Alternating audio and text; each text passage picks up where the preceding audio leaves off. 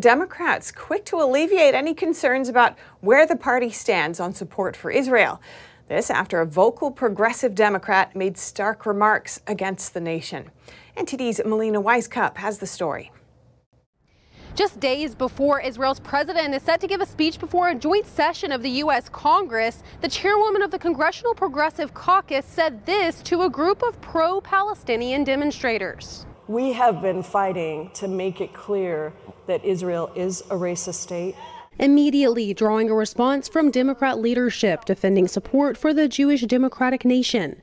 Leader Hakeem Jeffries alongside his leadership team writing, "Israel is not a racist state. We're determined to make sure support for Israel in Congress remains strongly bipartisan." Since Israel's founding, both Jewish and non-Jewish citizens of Israel are treated equally. They have equal access to the courts, equal access to public education, equal access to healthcare, and anti-Zionism is the anti-Semitism of the 21st century. Congresswoman Ja'Apol later retracted her comments, calling them an attempt to diffuse a tense situation and clarifying that, quote, "I do not believe the idea of Israel as a nation is racist, but that Prime Minister Netanyahu's policies are." Do you think that that distinction at all mitigates the impacts of her comments?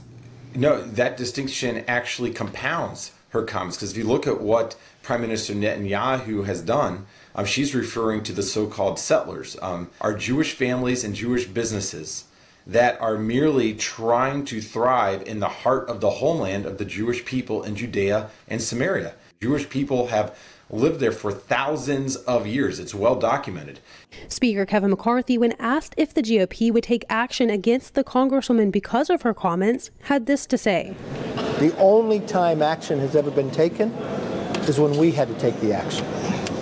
The most recent action that McCarthy is referring to there is when the House voted to remove Congresswoman Ilhan Omar from the Foreign Affairs Committee for previous anti-Semitic comments that she made.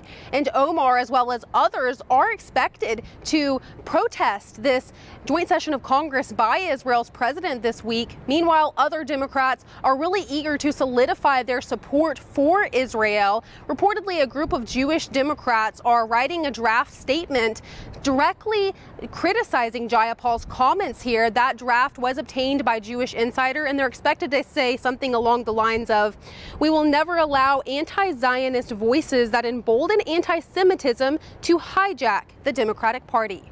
Reporting from Washington, D.C., Melina Weiskup, NTD News.